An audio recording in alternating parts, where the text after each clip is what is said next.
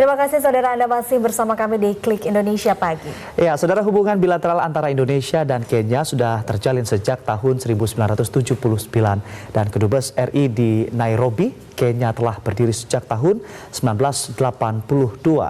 Sementara itu pada Maret lalu 2022, pemerintah Kenya juga resmi membuka kedutaan besarnya di Jakarta disertai penandatanganan 7 MOU kerjasama di berbagai bidang termasuk kerjasama di ekonomi dan juga bidang pendidikan. Ya, lalu bagaimana hubungan ekonomi bilateral antara Indonesia Kenya? Kita akan bahas bersama pagi ini dengan Duta Besar Republik Indonesia untuk Kenya, Uganda, Somalia, dan RD Kongo, serta perwakilan tetap untuk UNEP dan UN Habitat, Muhammad Heri Saripudin. Assalamualaikum, selamat pagi Pak Heri. Waalaikumsalam. Selamat pagi, Mbak. Salam sehat, Pak Dubes. Sehat. Terima kasih sudah hadir di Studio 4 TVRI, Pak Heri. Terima kasih. Pak Heri, kita langsung saja sejauh ini bagaimana sih hubungan ekonomi perdagangan yang sudah terjalin antara Indonesia dan Kenya? Hubungan Indonesia dengan Kenya, khususnya hubungan ekonomi, sangat menggembirakan. Kenapa sangat menggembirakan? Karena sekalipun 2 tahun terakhir terdampak oleh COVID, namun menunjukkan perkembangan yang sangat signifikan.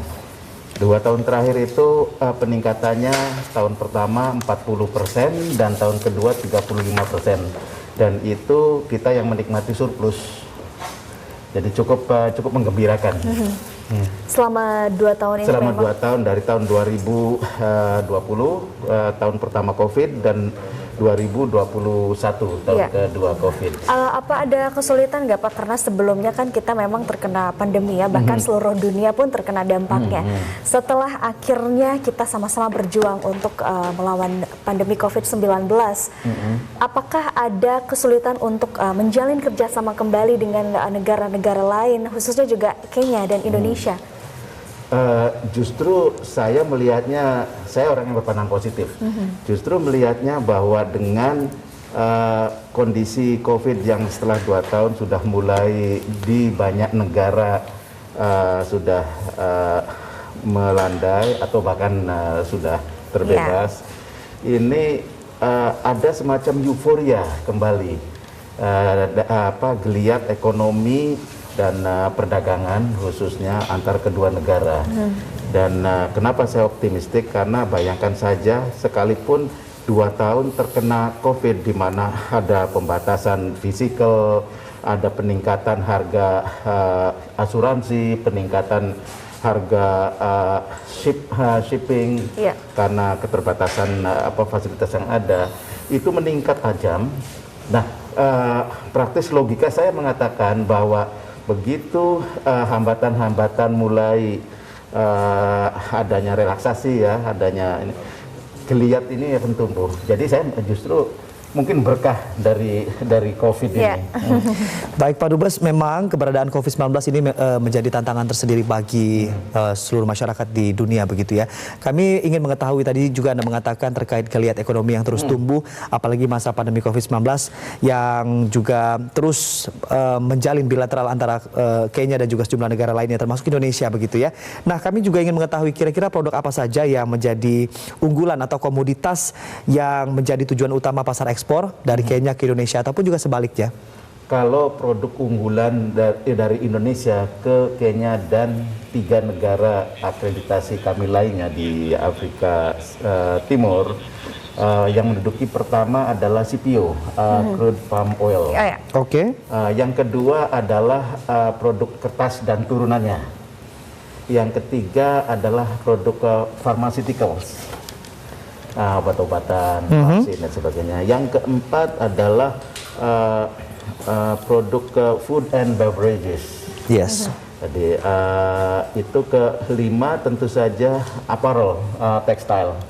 Itu kira-kira yang menjadi produk unggulan dan bisa bersaing secara kompetitif di pasar negara-negara Afrika Timur. Pak Heri, ini kan Indonesia juga merupakan produsen dan eksportir terbesar kelapa sawit ya. Betul. Apakah juga ini memperkuat ketahanan bagi Indonesia dan juga Kenya? Betul sekali. Saya ingin cerita background sedikit. Kebetulan sejak tanggal 13 September tahun ini di Kenya itu pemerintahnya baru, presidennya baru dilantik.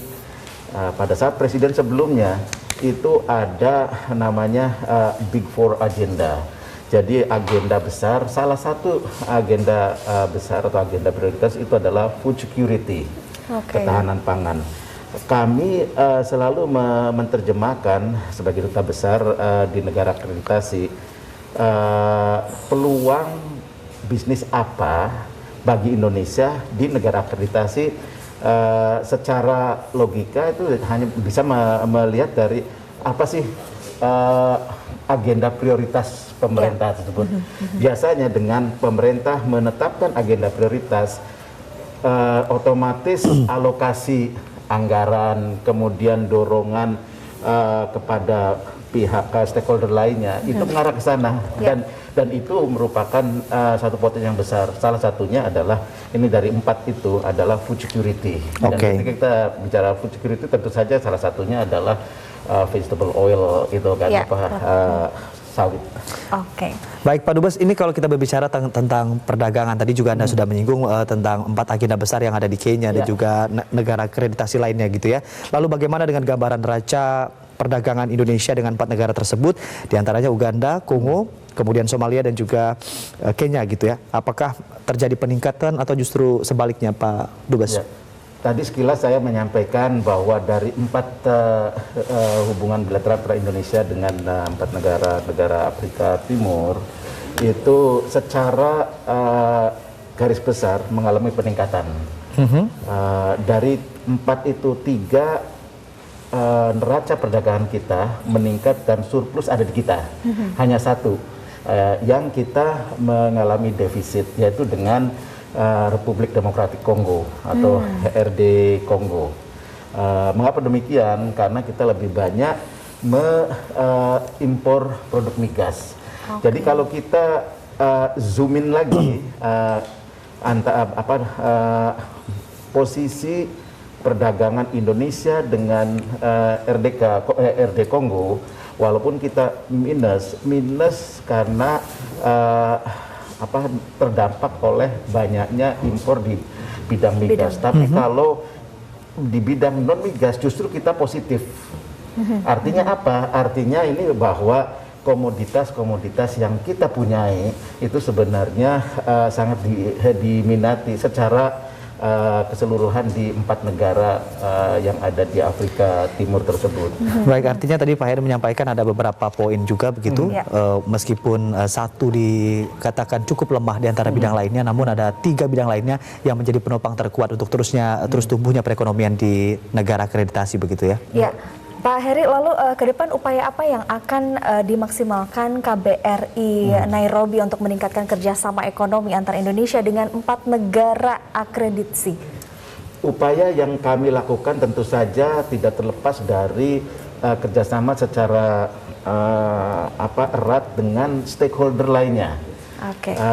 Kami dari sisi pemerintah tentu saja melaksanakan fungsi dan kegiatan sebagai memfasilitasi. Dalam bentuk apa? Dalam bentuk bagaimana mengupayakan tersusunnya atau terbentuknya Memorandum of Understanding, terbentuknya Preferential Trade Agreement. Itu fungsinya adalah kita menyediakan kayak semacam legal infrastructure, menurunkan tarif, kemudian juga memberikan fasilitas, kemudian sebagainya. Itu dari sisi pemerintah. Dari sisi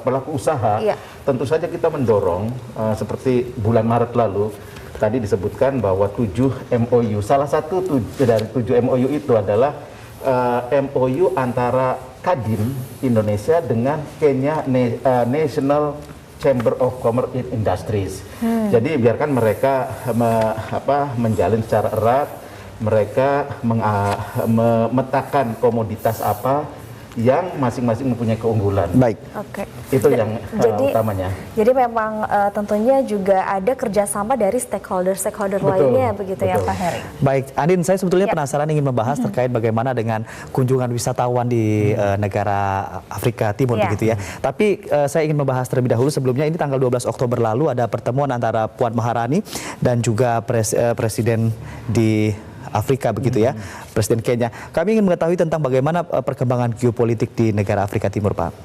Betul, geopolitik ekonomi di Afrika Timur tentu saja Kenya merupakan hub, merupakan salah satu dari major regional power di Afrika Timur.